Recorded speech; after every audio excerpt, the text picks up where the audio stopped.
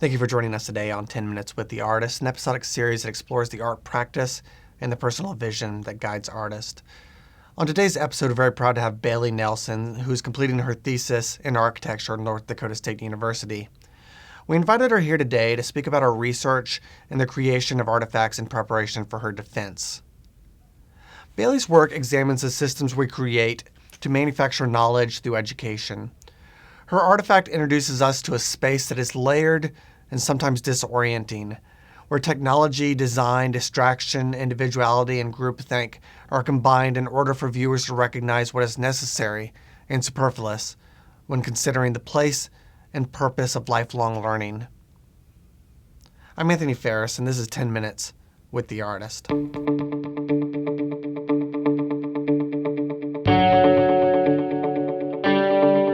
Thank you so very much for joining us today, Bailey.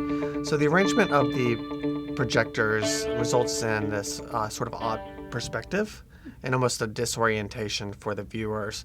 I was curious how you expect us to view the performance. Well, you're supposed to view it in your own individual way. It's not supposed to be viewed in one certain way. That's kind of how it deals with education and how right now everyone's coming out the same and we don't have any individuality. So kind of giving you, from every moment, your perspective is different. And that's kind of what I was trying to achieve by allowing the individual to show through in this artifact. Okay. The much of the work relies on technology, including this digital layering. There's also like QR codes. And I was wondering if you could talk about how that sort of contributes to your idea of education and sort of contemporary learning. Mm-hmm. Well, I kind of thought about it, we're just moving forward in every technology in every way. So a lot of schools now you see are going towards a digital way. Some are going to complete online schools. I don't want to go that far with a school, but just a way that you can actually incorporate technology into a physical space can really move people along a lot farther than you think it actually could. And does that depend on region and place or priorities or? I don't know if it's, region and place, we could probably say, in the United States, very high advanced areas. We're pretty high advanced compared to a lot of other countries around, but just the setting, it's really important for that. And what's your feeling about the difference between sort of a traditional book learning and maybe more integrated critical thinking as far as just traditional conversations, lectures, discussions versus the use of technology? Where do all these fit in? I think the use of technology itself isn't as of huge impact. I think it's more the different learning styles in the sense of some students learn by listening, some learn by viewing, some learn by doing. So in the way that technology can integrate with each of those is a little bit different. Like if you're just the one that listens, well, you can have an audio playing and they can learn that way. Or if they're one by viewing, just the way that PowerPoints work or a way that a teacher has certain maybe clips or anything like that. And then as far as technology goes for the ways of doing that kind of gets more into some of the science lab classrooms or even wood shops. So, even technology within wood shops have come a long ways. Okay. And how is that included in your piece? That specifically is a little bit more distant. I was just trying to show that there are these individual pieces that each student kind of has their own way of learning, but it's kind of hard to show each person exactly their way of learning and how they can actually view and hear and do. But it kind of comes through the artifact by the noises that don't line up with the normal video of it, just how each thing layers on top of each other, the views of that, kind of how that works, and then just the movements you see within the space kind of comes back to the learn by doing piece. Okay.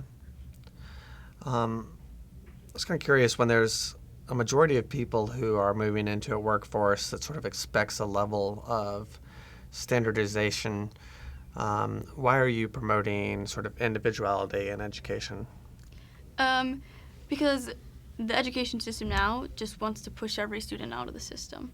They just want them to get through and be done. They don't care how well they're actually doing. They say they are, like with the No Child Left Behind. They're like, oh, everyone needs to be equal. But they're trying to make them so equal that there's so many students who are failing. So they're kind of ignoring what they're actually trying to do.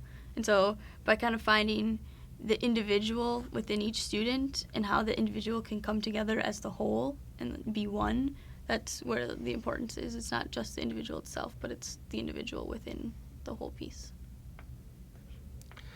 There's, when I'm looking at the piece, there's sort of this sort of passive viewing that happens where I don't necessarily know how I should be participating in the work, if at all. Mm-hmm. And I was wondering how you sort of expect viewers to interact with the piece.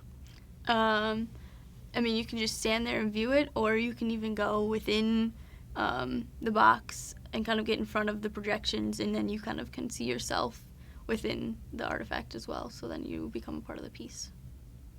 Okay. Are there any other sort of facets that you sort of created to engage the senses?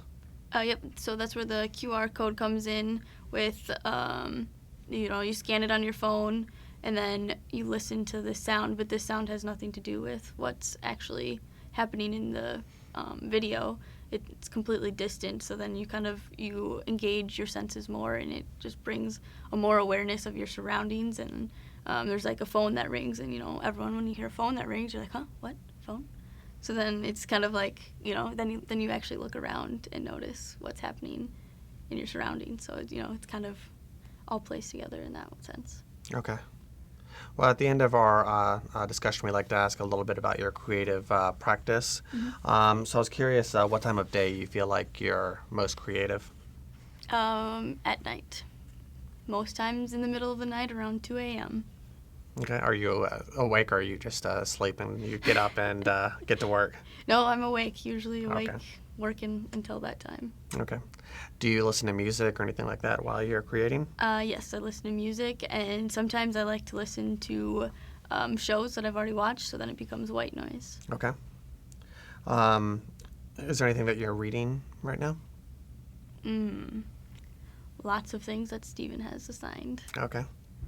Anything for yourself? No. Okay. No time. What was the most challenging thing about working in the medium that you're working in? I myself am not very good with technology, so this was a huge obstacle for me, trying to figure out how to align all these projectors, get all of the software to work, and just, have it work with a computer, have it work with this. It was just a very large obstacle for me to do that. And how did you know that you were finished? I was finished when I was actually happy with how the project looked and how I can see all the pieces that I had thought of throughout my research come together and show through. And then when I actually started to bring a little bit of the architecture into it and realize how I can actually take this artifact and influence my design is when I started to see that I was finished. I guess my last question would be, what's next for you? What's next would be to continue on with the design of my architecture and take that, use all those pieces, the layers, the diffusion, the individual within the whole, and bring it together and create a design that's meant for the students to actually be successful within their environment. Okay. Well, thank you so very much, Bailey. I'd like to thank our guests, and I'd like to thank you all for your time and your interest in the professional practice and the creative explorations happening here at North Dakota State University. So thank you, and for everyone here at the Memorial Union Gallery, keep creative.